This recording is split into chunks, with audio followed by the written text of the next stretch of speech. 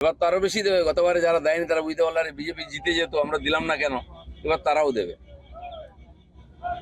ঠিক আছে, প্রচারে বেরিয়ে কি বলছেন? আমি তো লোকের সঙ্গে দেখা করছি, কিছু বলছি না, ওদের কথা শুনছি, খালি শুনছি। রাস্তাঘাট নেই এখানে, এই বর্ধমান এলাকায় পুলিশের এত অত্যাচার। যারা ট্রান্সপোর্টের বিজনেস করে, ট্রাক মেটাডোর থেকে নিয়মিত টাকা তুলছে, যেখানে সেখানে নো এন্ট্রি লাগিয়ে দিয়ে সমস্ত গাড়িকে আটকে দেওয়া হচ্ছে, বিনা কারণে জাম হচ্ছে আর ঝামেলা করে টাকা তোলা হচ্ছে।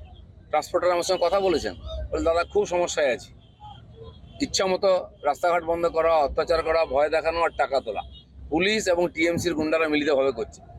মুখ্যমন্ত্রী তো বাংলার জন্মদিন পালন করলেন হঠাৎ করে। বাংলাকে উনি জন্ম দিয়েছেন নাকি? এই বাংলা কবে কার আমলে শুরু হয়েছে? আর 25শে বৈশাখ কবে, পয়লা বৈশাখ কবে শুরু হয়েছে? যেখানে সেখানে ঢুকে যা ইচ্ছা বলে দিলে হবে নাকি? তো সেজন্য উনি নিজে কিছুই করেননি, তো বলবেন কি? একটা কারখানা উদ্বোধন করতে মমতা ব্যানার্জিকে আপনারা দেখেছেন আজ পর্যন্ত? দেখেন। মোদিজি দেখুন, হাইওয়ে, এয়ারপোর্ট, রেল, ট্রেন সমস্ত উদ্বোধন করছেন। মমতা ব্যানার্জি কি উদ্বোধন করছেন কোথাও দেখেছেন? কেউ দেখবেন না। সব কাটমানি আর লুটপাট চলছে, ওই টাকা লুট হয়ে যাচ্ছে আর রাস্তায় হাঁটছেন, টাকা দাও টাকা দাও টাকা দাও, সারা জীবনটা কাটিয়ে দিলেন এরকম দাও দাও করে। লক্ষ্মী ভান্ডার 500 থেকে 1000 করা হয়েছে, 5000 করলেও কিচ্ছু হবে না। লোক জানে ওই টাকাটা ফুর্তি করার জন্য, ভোটও দেবে না।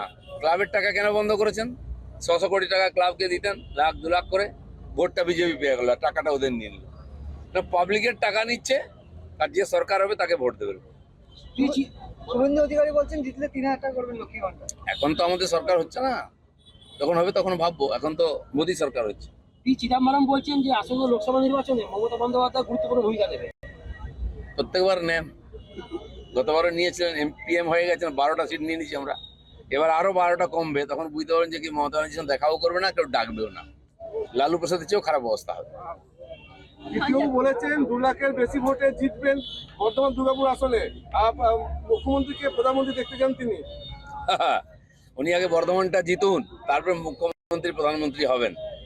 4 তারিখ অবধি লাফালাফি করুন, যতক্ষণ না ভোট গণনা হচ্ছে ততক্ষণ কীর্তি আজাদ জিতবেন।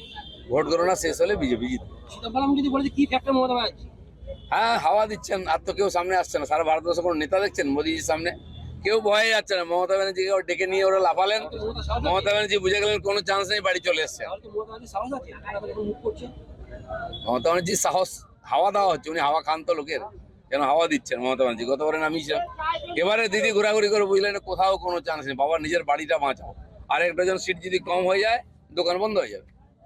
চলো, ধন্যবাদ। নির্বাচন করে দেখেছেন নাকি? দেখুন না, এত ভালো রাস্তাঘাট, এয়ারপোর্ট দেখেছিলেন? বন্দে ভারত ট্রেন দেখেছিলেন? চন্দ্রযান দেখেছিলেন? দেখতে হচ্ছে, ভোটটাও দেখুন।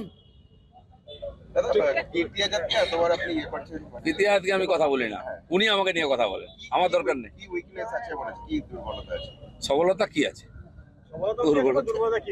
কিছুই নাই। যা জিরো, তার পজিটিভ আর নেগেটিভ কি? 0 0 আছে। কেন বর্ধমান লোক ওনাকে ভোট দেবে? উনি কি থাকবে না কেন? দেখেছেন বাড়ির লোক দেবে?